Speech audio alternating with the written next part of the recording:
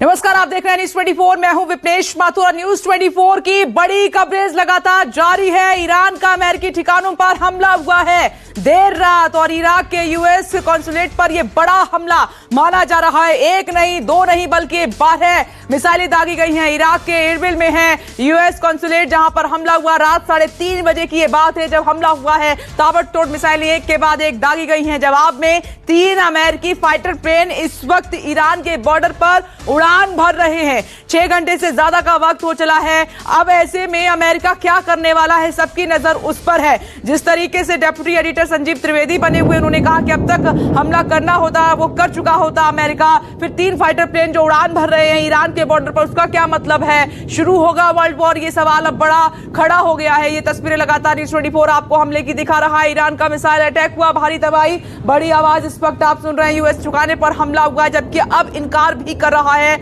Iran ने कहा कि नहीं, हमने ऐसा नहीं किया है। अगर ईरान ये कह रहा है कि हमने ऐसा नहीं किया, तो फिर किसने किया है? इराक पर मिसाइल अटैक हुआ है, ये तो दुनिया इस वक्त देख ही रही है। यूएस का दावा है कि नुकसान कुछ नहीं हुआ है। ये यूएस की तरफ से दावा कर दिया गया है कि इस हमले में कोई नुकसान नहीं, लेकिन एक टीवी चैनल को भारी भरकम नुकसान हुआ है। अंदर की तस्वीरें तबाही की आप इस वक्त देख रहे हैं। हमले में तबाही के सबूत भी आपको दिखाई दे रहे हैं। आग लगी हुई है।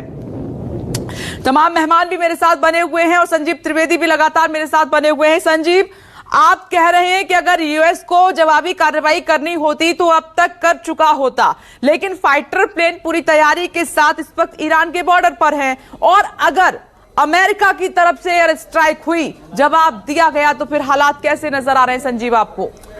देखिए, सामान्य तौर पर तो यह होना चाहिए। अगर अमेरिका के कॉन्सुलेट पर ईरान हमला कर रहा है तो जवाब में कार्रवाई होनी चाहिए।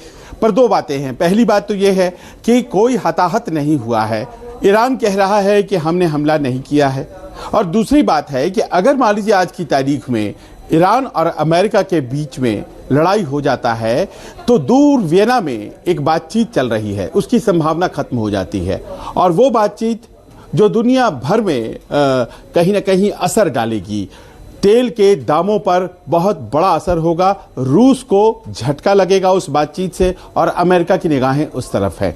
तो शायद यही वजह है, ये 2 जो बड़ी वजहें हैं आज की तारीख में इस झटके को सहने के लिए मजबूर कर रही हैं अमेरिका को। और ऐसे में ईरान जबकि पीछे हट रहा है, इस बात की संभावना जरा कमजोर पड़ रही है कि शायद ये विश्व युद्ध के संकेत हैं। जी रोविंद्र सचदेवा सर, आपसे रिएक्शन इसी बात पर चाहती हूँ जो संजीव ने पॉइंट रेज किए हैं।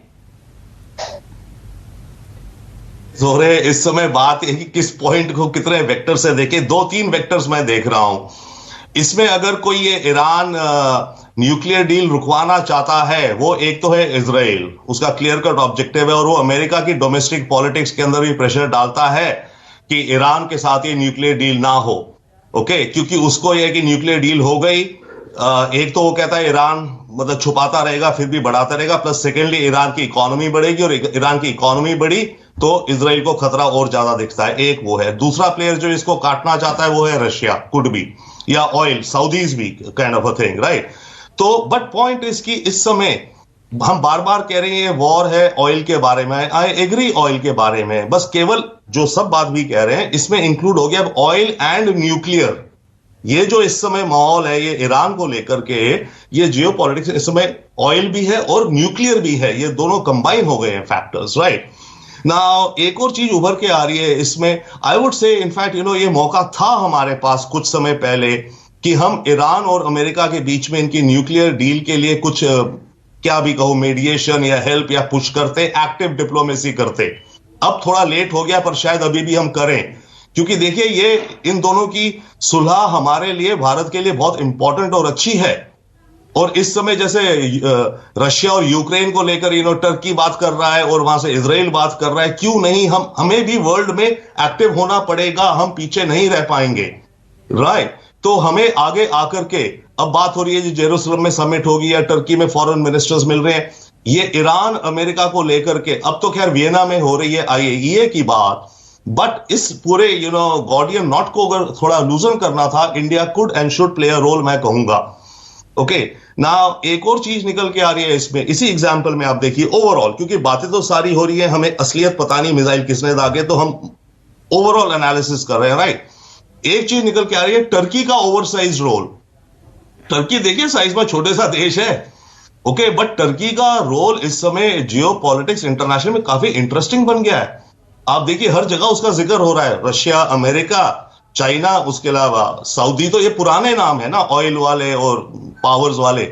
जो नया नाम वर्ल्ड पॉलिटिक्स में इमर्ज हो रहा है वो टर्की हो रहा है, ओके। तो ऐसे क्यों नहीं हमें भी इमर्ज होना चाहिए भारत को, राइट, अपना पॉइंट्स रखने में, प्रॉब्लम्स रिजॉल्व करने में, क्योंकि ये सारी प्रॉब्लम्स हमारे को भी इफेक्ट करेंगी डाउन द लाइन। अब बाकी ईरान में ये जो आज हुआ है, again I don't know who could, किसको पता किसने करा। अलग अलग फोर्सेस हैं, इंटेलिजेंस एजेंसीज काम करा रही हैं इस समय। हो सकता है मोसाड के बंदों ने करवा दिया हो, इजरायली इंटेलिजेंस ने, हमें क्या पता। हो सकता है रशियन इंटेलिजेंस ग्राउंड पे कुछ करा रही है, पैसा दे के काम होता है। मर्सनरीज की बात होती है आजकल जरा ज्यादा, राइट। मर्सनरी सिस्टम तो हजारों साल से चल रहा है, अमेरिका भी यूज करती है। वो जो इराक वॉर हुई, जहां भी हुई, अमेरिका ने प्राइवेट मिलिट्री, उनको वो कॉन्ट्रैक्टर्स कहते हैं, उनको हायर करते हैं। ब्लैक वाटर एक बहुत बड़ी फर्म थी, बहुत बड़ी फर्म थी, जो कि डिक चेनी के काफी क्लोज थी, कंट्रोवर्सी में आई, बाद में नाम उसने बदल लिया। वो उसने करीब 10-20 हजार private retired veterans American military के या साउथ अमेरिका से हायर करके इराक में लगाए थे, ओके। अब बात ये कि वो भी तो मर्सनरीज थे। तो इस समय इस थिएटर में, ये थिएटर बहुत ही कॉम्प्लिकेटेड हो गया। मर्सनरीज अब हर जगह एक्सचेंज हो रहे हैं। अभी बात हो रही है कि रशिया में सीरिया से आएंगे, वो सीरिया थोड़ी होंगे, कुछ होंगे सीरिया के, बट वहां पर जो सीरिया में आए हुए हैं, जो लड़े हैं, कुछ उनमें इराकी भी हो सकते हैं, ईरानियन भी हो सकते हैं, लेबनीज भी हो सकते हैं, यमनी भी हो सकते हैं, जो कि सीरिया में लड़ने आए थे असाद के साथ अगेंस्ट हिज रेबल्स। तो अब ये मिक्स्ड, जो रशिया में भी जो बात हो रही है 16,000 जाने हैं, राइट, तो ये मिक्स्ड नेशनैलिटीज और मिक्स्ड ओरिजिन्स के लोग हैं। तो ये तो एक रियल थिएटर बन गया है। संजीव, गोविंद सचदेवा सर जितनी भी बातें कह रहे हैं आप अग्री करेंगे, और आपका अगला सवाल दिनेश नंद साहब से क्या होगा संजीव? देखिए, मुझे तो ये लगता है बार बार कि इराक में जिस तरह से अमेरिका की भूमिका रही, और इराक आज की तारीख में नेस्तनाबूद हो गया और तेल का फायदा हो गया अमेरिका को। क्या ये सारी कार्रवाई दरअसल अपने तेल के साम्राज्य को कायम रखने के लिए अमेरिका नहीं कर रहा है?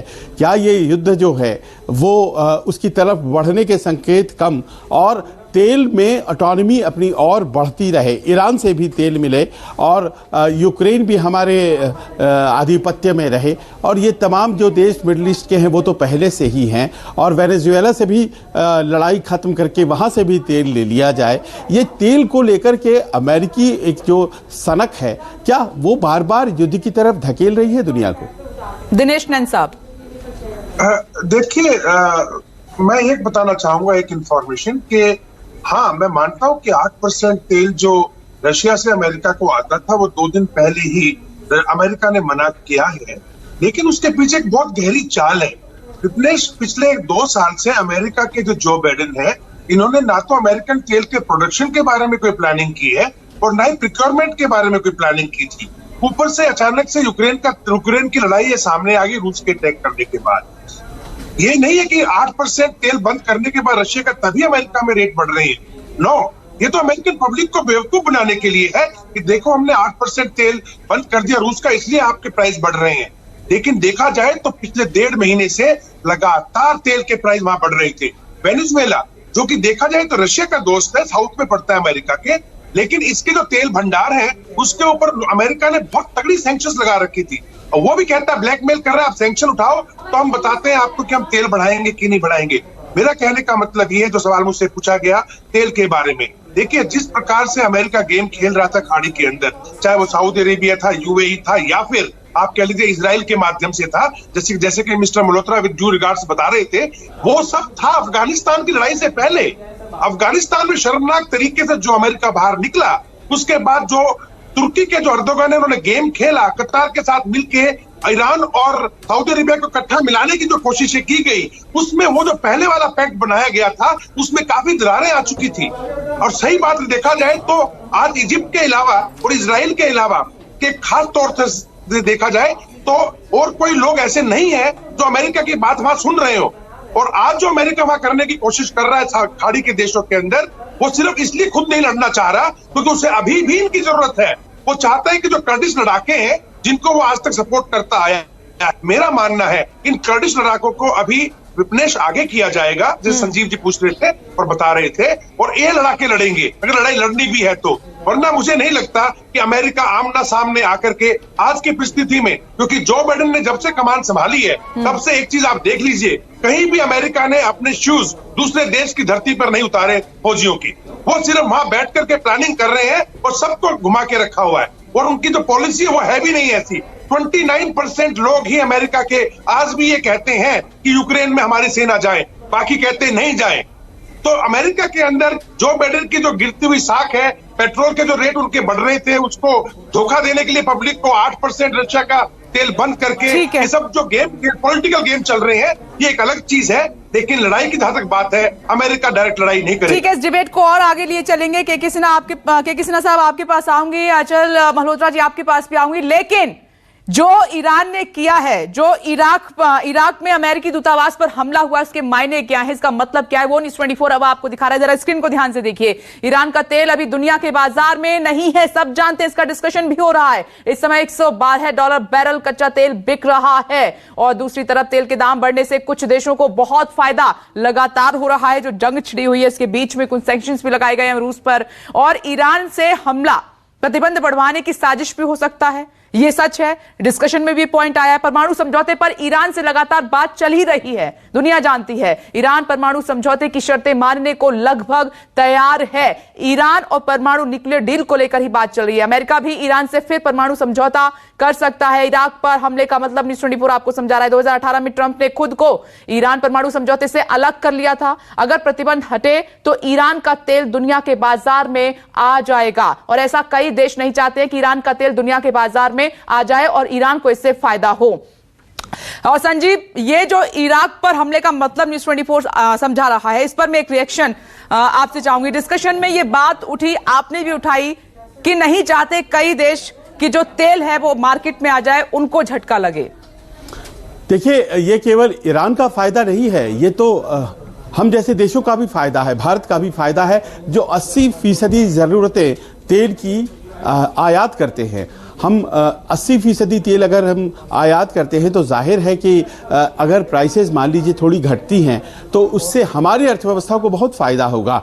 आप कल्पना कीजिए, नवंबर 4 से लेकर अभी तक कीमतें नहीं बढ़ी हैं, लेकिन हम और आप इस आशंका से जूझ रहे हैं कि हो सकता है चुनाव खत्म हो गए हैं, 1-2 दिनों में तेल के दाम बढ़ जाएंगे। लेकिन वो हमारी गलतियों से नहीं, यूक्रेन में क्राइसिस हो गया है और वहाँ पर लड़ाई हो रही है, तो उस वजह से कहीं ऐसा ना हो कि अंतर्राष्ट्रीय बाजार में जो तेल के दाम बढ़ गए हैं और बहुत महंगा तेल खरीदा जा रहा है सरकार के द्वारा, तो वो जो बर्डन है वो ट्रांसफर हमारे ऊपर हो जाए। होना भी है, ये भी अपने आप में तय है। तो जाहिर है कि अगर मान लीजिए नए प्लेयर्स इंटरनेशनल ऑयल मार्केट में आते हैं तो प्रति बैरल जो कीमतें हैं वो घटती हैं। कुछ देशों का फायदा जरूर है अभी इस वक्त, क्योंकि वो तेल के बाजार पर काबिज हैं, लेकिन दूसरी तरफ ये भी है कि हम जैसों को फायदा होगा।